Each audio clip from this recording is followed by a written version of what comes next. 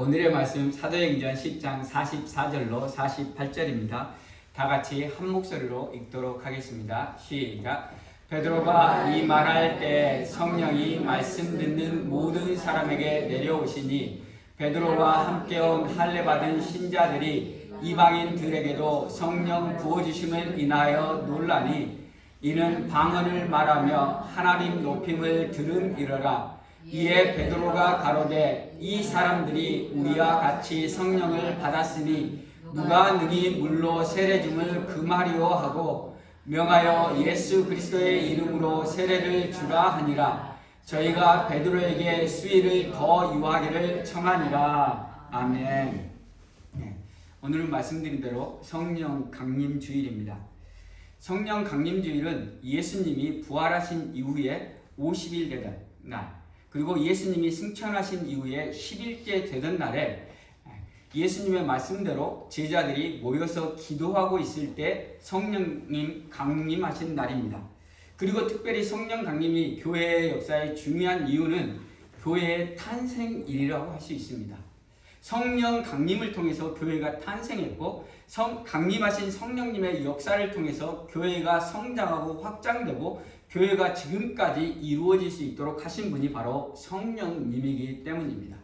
그래서 사도행전 2장에 보면 성령께서 임재하실 때 어떻게 임재하셨는지에 대해서 기록하고 있습니다.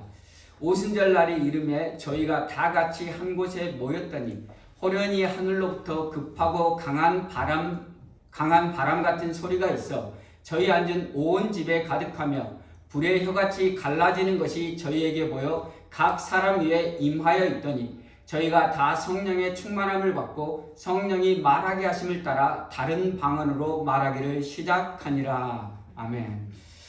성령 강림주일이 교회 역사에 대단히 중요한 역할을 하고 있음에도 불구하고 일부 교회에서 성령 강림주의를 잘 지키지 않습니다. 그 이유는 성령에 대한 오해 때문에 그렇습니다. 사람들이 성령 강림에 대해서 대단히 오해하고 잘못된 은사주의로 인하여서 교회에 피해를 많이 주었기 때문에 교회가 어려움을 겪었던 시절들이 있었기 때문에 성령 강림주일이 중요함에도 불구하고 성령 강림주일의 강조를 하지 않고 있다는 것입니다. 성령에 대해서 가장 오해하는 것은 말씀 그대로 성령이 임재하실 때 나타난 현상부터 오해합니다. 성령 하면 어떤 느낌이 가장 먼저 드십니까? 뜨거움이라는 단어가 먼저 떠오릅니다. 왜냐하면 성령이 불처럼 임했다라고 이야기했기 때문입니다. 그러나 성령이 불처럼 임했다고 할 때 그 불은 뜨거움을 강조하기 위함이 아니라 모양을 강조하기 위함입니다. 각 사람에게 임재한 것을 묘사하기 위해서 불꽃이 이렇게 나누어지는 것처럼 성령이 각각 나누어져서 사람에게 각자에게 임했다는 것을 강조하기 위해서 불이라는 단어, 불의 혀같이 임했다라고 이야기하고 있습니다.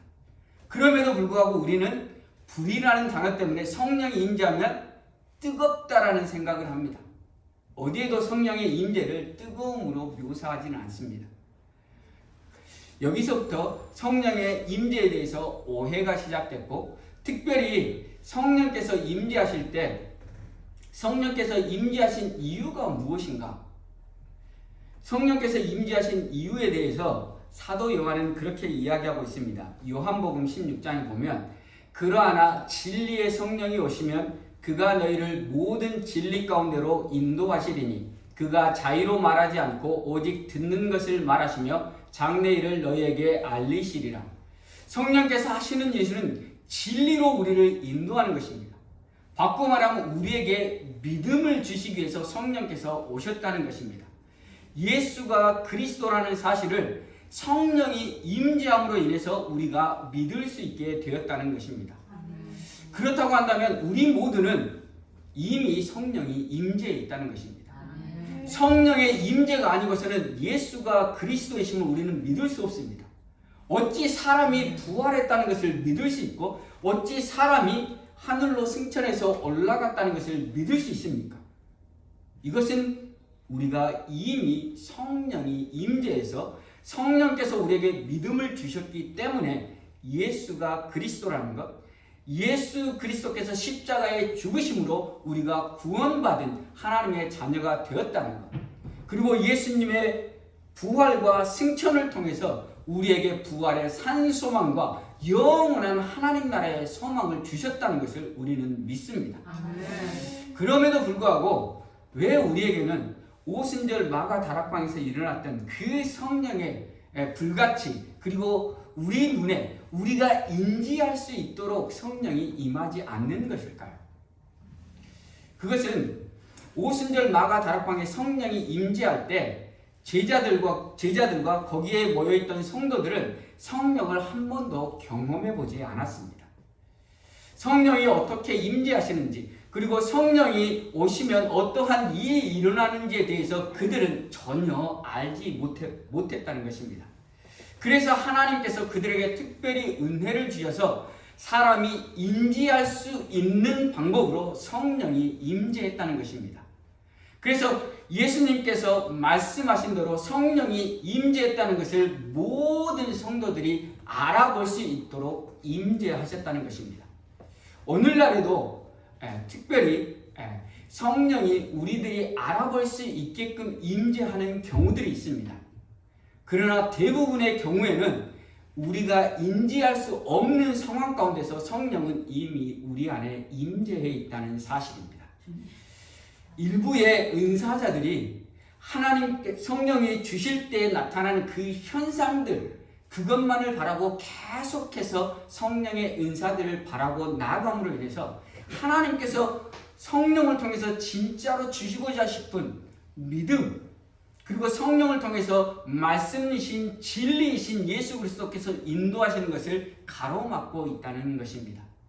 사랑하는 성도 여러분, 우리에게 이미 성령이 임재했음을 믿으시기를 바랍니다. 예수가 그리스도라고 고백하는 모든 자는 이미 성령이 임재해 있다는 사실을 믿으시기를 바랍니다. 그리고 그 성령께서 하시는 일 중에 하나가 말씀을 통해서 우리를 진리로 인도해 주신다는 사실입니다. 그래서 우리가 말씀을 읽을 때마다 기도해야 되는 이유가 바로 거기에 있습니다.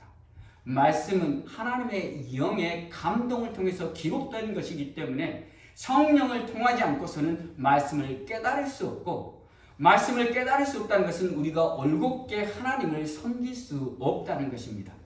그래서 우리가 올곧게 하나님을 섬기기 위해서는 성령을 통해서 말씀을 깨닫는 지혜를 주셔야만 우리가 하나님을 올곧게 섬길 수 있다는 사실입니다.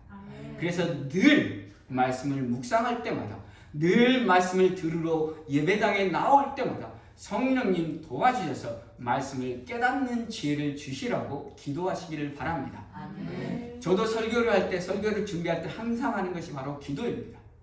제가 무엇이라고 하나님의 말씀을 잘 깨달을 수 있겠습니까?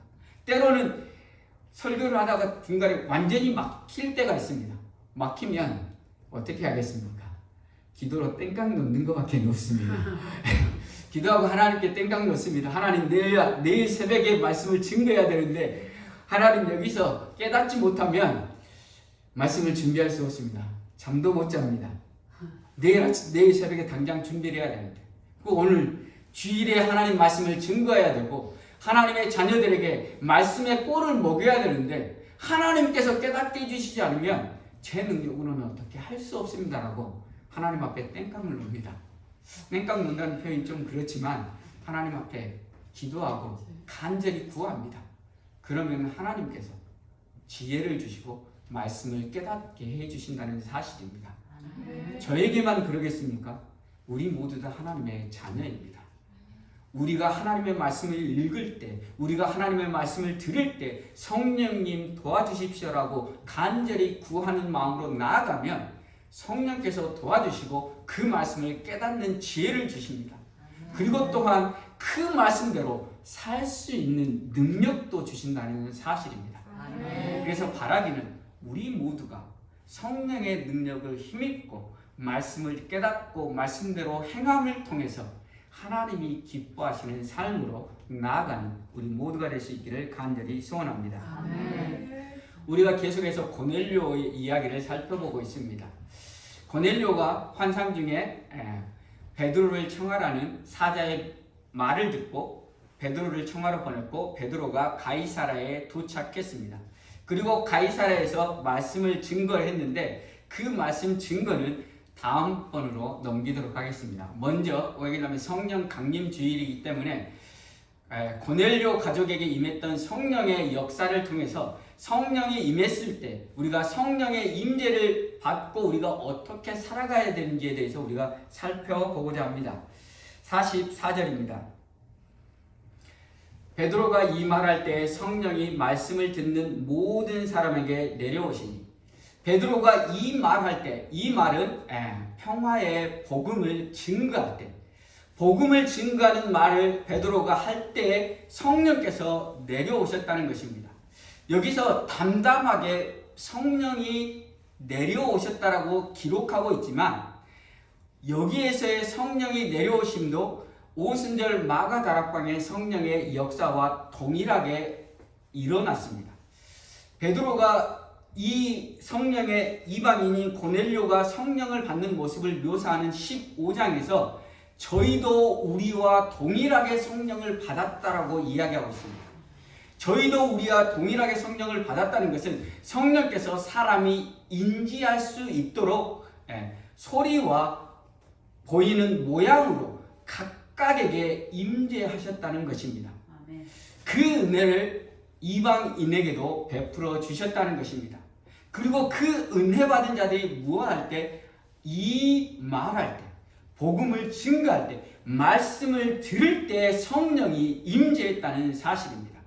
그리고 그 말씀을 들을 때 성령이 임재함을 통해서 그들이 그 말을 깨달을 수 있는 은혜를 주셨다는 사실입니다. 그래서 말씀을 드렸듯이 우리가 말씀을 들을 때마다 성령의 도우심을 간구하고 나아가십시오. 그러면 성령께서 우리에게 지혜 주셔서 말씀을 깨닫는 은혜를 주시는 것입니다. 그리고 성령께서 임재하시는 이유가 바로 46절에 나와 있습니다. 이는 방언을 말하며 하나님 높임을 들음이러라. 성령의 임재를 통해서 하나님께서 은혜 주시는 이유는 하나님을 높이기 위함이라는 사실입니다. 하나님이 태초에 천지를 창조하셨습니다. 그리고 우리 인간을 창조하셨습니다. 하나님의 창조의 목적이 무엇입니까? 우리 인간이 잘 먹고 잘 살게 하기 위해서 우리를 창조하지 않으셨습니다. 하나님이 영광 받으시기 위해 만물을 창조하시고 그 가운데 인간을 창조하시고 인간과 교제하면서 하나님이 인간을 통해서 예배 받으시고 영광을 받으시기 위해 인간을 창조하셨다는 것입니다. 하이델베르크 서열의문답 제1번에 인생의 목적이 무엇이냐고 묻습니다. 우리의 인생의 목적은 하나님을 영화롭게 하고 그를 영원토록 즐거워하는 것이 우리 인생의 목적이라고 이야기하고 있습니다. 하나님이 우리를 구원하신 이유도 바로 여기 있다는 것입니다. 죄와 사망으로 인해서 하나님을 잃어버리고 하나님께 영광 돌려야 될 존재, 하나님을 예배하고 하나님과 교제함으로 하나님의 기쁨이 되어야 될 우리 인간이 죄로 인해서 그 하나님과의 관계가 끊어져 버렸습니다. 하나님과의 관계가 끊어져서 하나님께 예배하지도 못하고 하나님을 찾지도 못하고 하나님과 교제할 수도 없는 우리 인생이 되었다는 것입니다. 비참한 인생들을 하나님이 예수 그리스도를 통해서 구원하시고 다시금 우리를 하나님과 교제할 수 있도록 회복시켜 주셨다는 것입니다. 하나님과의 교제를 통해서 하나님이 원하시는 것은 하나님께 영광이라는 사실입니다. 또한 하나님은 우리 인생을 살아가는 가운데 많은 은혜들을 통해서 우리가 이 땅을 잘 살아갈 수 있도록 복을 주셨습니다. 그 복 주심도 무엇 때문에요? 하나님의 영광을 위해서 주셨다는 사실입니다. 우리 인생의 모범, 우리 신앙의 모범이 될 수 있는 사람 중에 한 사람이 바로 다윗 왕입니다. 다윗 왕이 어떻게 하나님을 섬겼고 어떻게 살았는지에 대해서 사무엘 상하에서 기록하고 있습니다. 사무엘 하세의 마지막에 다윗이 인구 조사하는 부분이 나옵니다. 다윗이 왜 인구를 조사합니까? 자신이 가진 힘이 얼만큼 큰지를 생각해 보기 위해서 인구 조사를 시킵니다. 그것은 하나님을 잃어버리고 자신의 교만으로 나아갔던 다윗을 볼 수 있다는 것입니다. 그리고 하나님은 그 교만한 다윗을 징계하십니다. 우리 인생은 하나님이 은혜 베푸셔서 우리 인생을 복되게 하실 때 하나님께 영광 돌리기보다 교만이 올라와서 하나님께 감사하지 않고 교만으로 인해서 범죄할 수 있는 여지가 너무 많다는 것을 보여주고 있습니다. 우리의 믿음의 본이라고 할 수 있는 다윗조차도 그 마지막에 하나님께서 주신 그 놀라운 복들을 자신의 영광으로 바꿔버리는 교만으로 빠지는 것을 그 마지막에 보여주신 이유는 우리에게 경고하시기 위함입니다. 하나님께서 우리 인생을 복주시고 우리 인생을 이 땅에서 살아갈 수 있도록 인도해 주실 때 우리는 그것이 내가 한 것처럼 교만한 마음으로 범죄하는 인생이 아니라 하나님께서 주셨음을 깨닫고 감사하며 하나님께 영광 돌리는 삶으로 나아가라고 우리에게 교훈을 주시기 위함이라는 것입니다. 우리가 조금만 하나님 앞에 나아가지 않고 기도하지 않고 조금만 생각을 잘못하면 우리는 교만으로 넘어질 수밖에 없는 연약한 존재입니다. 그러므로 늘 하나님의 은혜를 생각하시고 하나님의 은혜가 아니면 살 수 없다는 고백으로 살아가는 저와 여러분 되기를 간절히 소원합니다. 아멘. 또한 교만으로 우리는 넘어진 수많은 사역자들을 봅니다.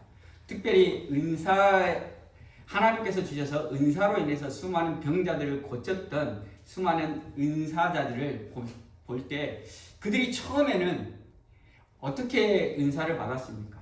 정말 하나님께 기도하고 그리고 병든 자의 그 아픔을 바라보고 하나님 병을 고쳐주십시오라는 그러한 간절한 마음 가지고 하나님께서 그 마음을 보시고 은혜를 주셔서 그를 통해서 하나님께서 병자들을 고치는 은사를 주십니다. 그리고 나서 처음에는 잘합니다. 그러다가 조금 시간이 지나면 어떻게 합니까? 그 능력이 자기로부터 나오는 걸로 착각합니다. 왜냐하면 사람들이 그 사람을 떠받들기 시작하기 때문에요. 그렇게 되면 하나님께서 그를 통해서 역사하지 않으십니다. 하나님의 은사가 더 이상 나타나지 않습니다. 하나님의 은사가 나타나지 않으면 은사자들은 어떻게 합니까? 하나님 앞에 무릎 꿇고 기도하면서 하나님 더 이상 내가 은사자가 아닙니다라고 하기보다는 잘못된 방법으로 나갑니다. 자기를 따르는 추종자들을 통해서 계속해서 하나님의 은사가 나타나고 있는 것처럼 꾸미고 거짓으로 은사를 합니다. 그리고 그 사람들은 당연히 거짓된 은사자들을 통해서 마귀가 역사하는 것입니다. 처음에 하나님의 은혜로 시작했다가 자신의 교만으로 마귀에게 사로잡혀서 수많은 사람들을 잘못된 길로 인도하게 된다는 것입니다. 그리고 그 사람이 잘못되면 어떻게 해야 합니까? 교회에서 잘못됐다라고 이야기합니다. 교회에서 잘못됐다라고 이야기하면 그의 추종자들이 말씀 가운데서 그 사람이 잘못됐다는 것을 판단하지 않습니다. 그 사람을 온전히 추종하면서 그 사람과 함께 교회를 떠납니다. 그리고 새로운 이단을 만듭니다. 이것이 교회의 역사였습니다. 은사를 사모하십시오. 은사는 하나님으로부터 오는 좋은 것입니다. 그러나 그 은사를 받고 병고침을 받았을 때 우리가 해야 될 것은 하나님께 영광 돌리는 것입니다. 아멘. 하나님께서 우리 인생을 긍휼히 여기셔서 우리에게 때로는 병고침의 은사를 주시기도 하고 때로는 마음 아픈 그 관계성에 마음을 위로하는 은사를 주시기도 하고 여러 가지 모양으로 하나님의 은사가 나타날 때가 있습니다. 그러나 그럴 때 우리는 더욱더 조심해야 된다는 것입니다. 그 모든 것을 주신 이유는 단 한 가지입니다. 하나님이 영광 받으시기 위함입니다. 하나님의 영광을 잃어버리면 우리는 교만해져서 넘어질 수밖에 없고, 넘어진 우리들은 마귀의 도구가 될 수 있다는 사실들을 기억하시기를 바랍니다. 그래서 늘 하나님께서 은혜 주셨을 때 그 은혜를 통하여 하나님께 영광 돌리는 자리로 나아갈 수 있기를 바랍니다. 또 한 가지는 성령에 임재하면 화목하게 만들어 주십니다. 47절을 보겠습니다. 이에 베드로가 가로되 이 사람들이 우리와 같이 성령을 받았으니 누가 능히 물로 세례 줌을 금하리요 하고, 베드로와 함께 갔던 사람들, 그 사람들은 할례 받은 사람들입니다. 그 사람들이 보았습니다. 무엇을요? 이방인들에게 성령이 임재하는 것을 보았습니다. 성령이 임재하는 것을 보고 나서 그들이 그렇게 이야기합니다. 누가 능히 물로 세례 줌을 금하리요. 그리고 48절에 그렇게 이야기합니다. 명하여 예수 그리스도의 이름으로 세례를 주라 하니라. 저희가 베드로에게 수의를 더 유하기를 청하니라. 그들이 이제 이방인에게 세례를 주었습니다. 세례는 개인이 내가 예수 그리스도를 나의 구주로 고백하는 고백임과 동시에, 세례는 공동체의 일원으로 살겠습니다라는 고백입니다. 바꾸어 말하면 우리가 하나의 공동체가 되었습니다라고 말하는 것이 바로 세례라는 것입니다. 세례는 정결 예식으로부터 왔습니다. 정결 예식은 유대인들이 식사 자리로 나아가기 전에 자신의 손을 씻는 예식이 바로 정결 예식입니다. 유대인들이 식사하는 것은 같은 공동체만 식사할 수 있다는 것입니다. 그래서 정결 예식을 통해서 하나님 앞에 정결함을 입은 자들, 같은 유대인의 식탁 자리, 식탁 공동체로 우리가 하나라는 것을 의미하는 것이 바로 정결 예식이고, 그러한 의미에서 세례가 공동체의 일원이 된다는 의미라는 사실입니다. 이방인에게 세례를 주었다는 의미는 이제 할례 받은 유대인과 할례 받지 않은 이방인이 하나가 됐다는 의미라는 사실입니다. 결코 하나가 될 수 없는 유대인과 이방인이 성령의 임재로 인해서 이제 하나가 되었다는 사실입니다. 할례 받은 유대인과 할례 받지 않은 이방인 사이에 그 견고하고 크고 높은 담이 성령으로 인해서 무너졌다는 사실입니다. 조선시대에 양반과 천민은 여기 할례 받은 유대인과 이방인과 같은 그 견고한 담이 있었습니다. 양반과 천민이 하나 되고 한 자리에서 함께 한다는 것은 도저히 상상도 할 수 없는 일이었습니다. 그런데 그러한 일을 이룬 것이 바로 승동교회였습니다. 승동교회는 사무엘 무어라는 선교사님이 세운 교회로 처음에는 양반들만 다녔던 교회였습니다. 그런데 백정이었던 박성춘이 콜레라로 죽어가는 가운데 이 사무엘 무어가 고종의 주치인 선교사를 데리고 가서 백정인 박성춘을 낫게 해줍니다. 그리고 낫고 난 박성춘은 놀랐습니다. 왜냐하면 자기는 천민 출신이고 백정인데 왕을 치유하는 왕의 주치의가 와서 자신을 고쳐주었다는 사실로 인해서 그 길로 예수를 믿기로 결단합니다. 그리고 승동교회에 참석을 합니다. 그러나 여기서 이제 문제가 생기기 시작했습니다. 왜냐하면 승동교회에 원래 있었던 사람들이 대부분 양반이었습니다. 그래서 백정으로 천민 출신인 박성춘이 그 교회에 들어가자 사람들이 우리는 천민과 같이 예배할 수 없다라고 해서 따로 양반들이 나가서 교회를 세웠습니다. 그러자 이제 자신이 교회 감으로 인해서 교회가 어려워진 것을 안 이 박성춘은 더욱더 열심히 전도해서 백정 출신들을 교회에 채우기 시작했습니다. 그럴 때 사무엘 무어 목사님은 결코 복음 앞에 누구도 평등하다는 그 원칙을 깰 수가 없다라고 고백하며 그 백정들을 다 받아들였습니다. 그리고 나서 하나님께서 역사하셨습니다. 나갔던 양반들이 회개하고 다시 돌아왔습니다.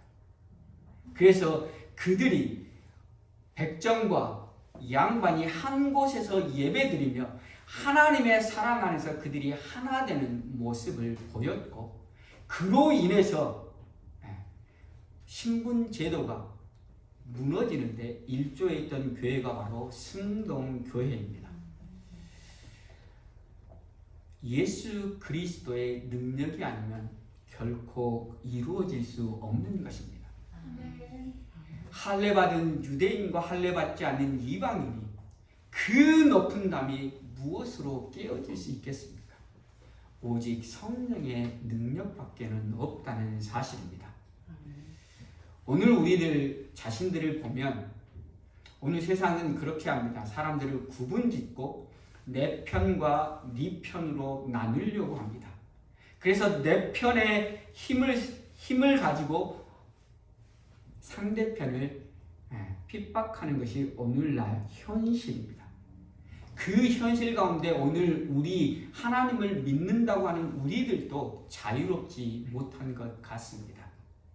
교회 안에 여러 가지 파벌이 형성되고 누구는 누구파 누구는 누구파 이렇게 형성되어서 그들 가운데 온전히 화합되지 못하는 모습들을 오늘 교회 안에 너무 많이 보이는 것 같습니다. 바라기는 우리는 성령 충만함을 힘입기를 바랍니다. 우리를 구분짓는 그 어떠한 것보다도 성령의 능력이 훨씬 더 위대하다는 것을 깨닫기를 바랍니다.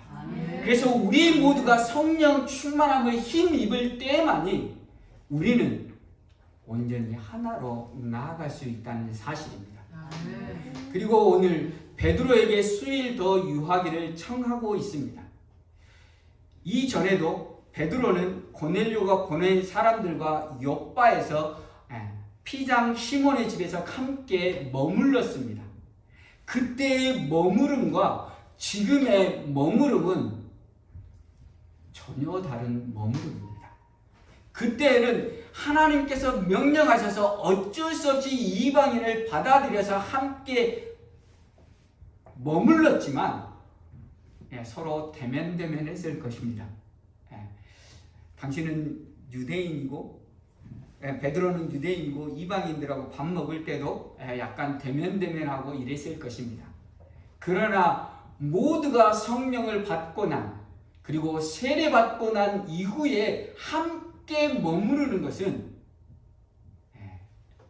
기쁨이 넘쳤을 것입니다. 서로 하나님께서 주신 은혜들을 나누고 서로 사랑을 나누고 서로가 서로를 위하고 서로가 서로를 세워주는 그러한 아름다운 교제의 모습이 이었을 것으로 우리는 상상해 볼 수 있습니다. 왜냐하면 그 안에 성령 하나님이 함께 하셨기 때문입니다.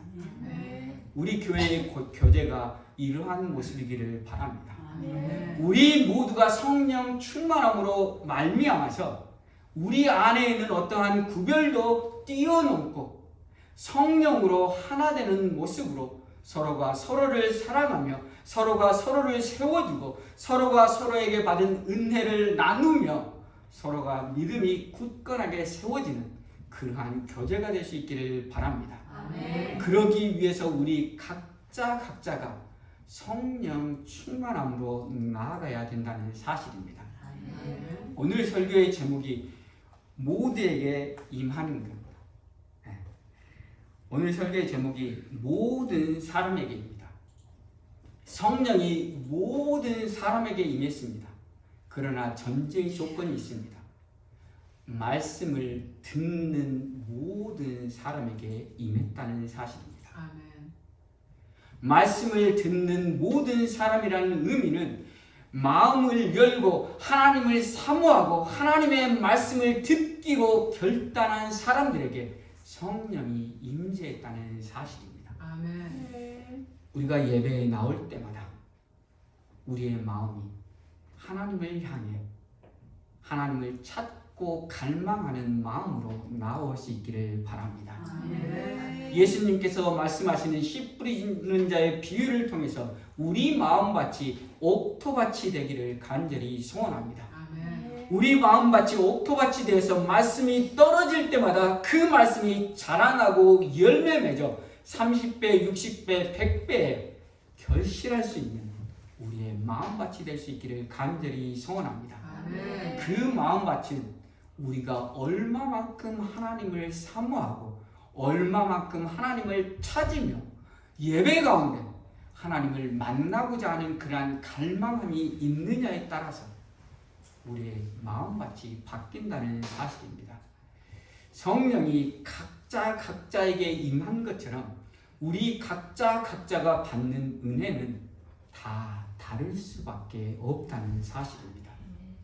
그 은혜는 말씀을 준비하는 저에게서 저도 한 1조를 하겠지만 그 몫은 각자 개인들의 몫이라는 사실입니다.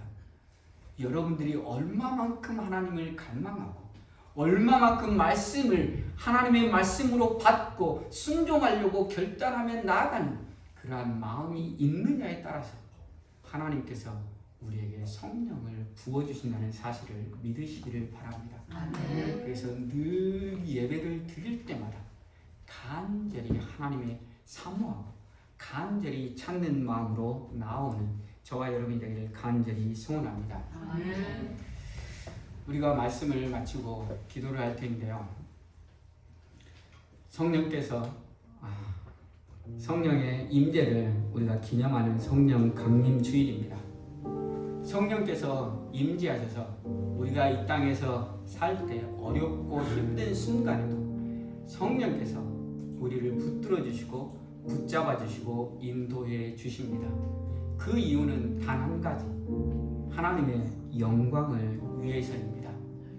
하나님께서 우리에게 복 주시고 은혜 주실 때 혹이라도 교만한 마음이 들지 않도록 늘 기도하며 주께서 하셨다는 것들을 기억하며 하나님께 영광 돌리는 우리 모두가 될 수 있기를 간절히 소원합니다.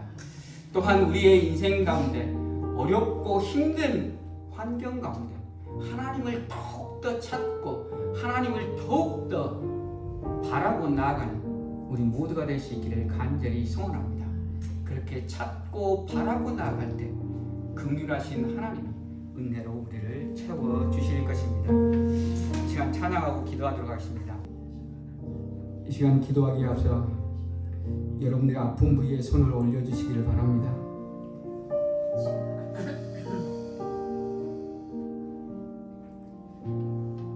하나님 감사합니다. 죄와 허물로 죽었던 인생 예수 그리스도의 십자가의 보혈로 구원하여 주시고 성령을 주셔서 믿음을 주시니 감사합니다. 이 시간 다시 한번 성령의 은혜를 경험하기를 원합니다. 우리 인생, 이 땅 가운데 사는 우리 인생이 참으로 어렵고 힘들 때가 많습니다. 특별히 육신의 질병으로 어려워하고 아버지 하나님 관계로 어려워하고 물질의 어려움 때문에 아버지 하나님 고통받는 주의 백성들이 있습니다. 아버지 하나님 긍휼을 베풀어 주시기를 간절히 소원합니다. 긍휼하신 하나님 우리를 육신의 질병에서 벗어나게 해주시기를 간절히 소원합니다. 나사렛 예수 그리스도의 이름으로 치유하여 주시기를 간절히 소원합니다. 하나님께서 치유하여 주실 때 감사하며 하나님께 영광 돌리는 우리 모두가 되게 하여 주시옵소서. 우리의 관계로 인하여서 마음 상한 자들이 있습니까? 하나님, 성령 하나님 이 시간 만져주시고 회복하여 주시옵소서. 주님께서 회복해 주실 때 감사함을 하나님께 영광 돌리게 하여 주시옵소서. 아버지 하나님, 우리 가운데 물질의 어려움 가지고 기도하고 있는 자들이 있습니까? 온 우주의 주인이신 하나님, 물질의 통로를 열어 주시옵소서. 그래서 하나님께 감사하며 영광 돌릴 우리의 인생이 될 수 있도록 은혜 베풀어 주시옵소서. 아버지 하나님, 우리는 우리의 힘으로 살아갈 수 없습니다. 그럼에도 불구하고 내가 잘 살 수 있는 것처럼 교만하게 살았던 우리의 인생은 아닙니까? 아버지 하나님, 이 시간 회개합니다. 다시 한번 회개하고 주님의 은혜 아니면 살 수 없습니다라고 고백하며 나아갑니다. 그렇게 나아가는 주의 백성들 하나님 만나주시고 만져주시고 회복시켜 주시옵소서. 그러한 은혜가 있기를 간절히 소원하며 예수 그리스도의 이름으로 기도합니다.